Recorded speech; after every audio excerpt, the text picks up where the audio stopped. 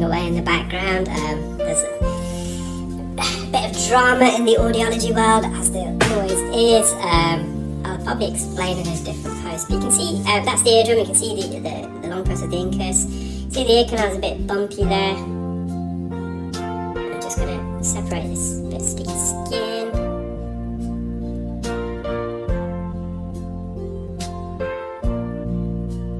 I think we just got a bit of clarineting, so I just left a little bit away. So I don't want to cause the patient any problems.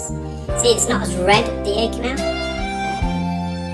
In comparison to the right side, it wasn't as impacted, so I'm just going to mop up some of this oil and wet wax skin. This is a zoomed out image. Slowly zoom in frame by frame. I think the next one is really close up. You can see some of my instruments in the background that I use. Well, I hope you enjoyed that video, guys. Take care.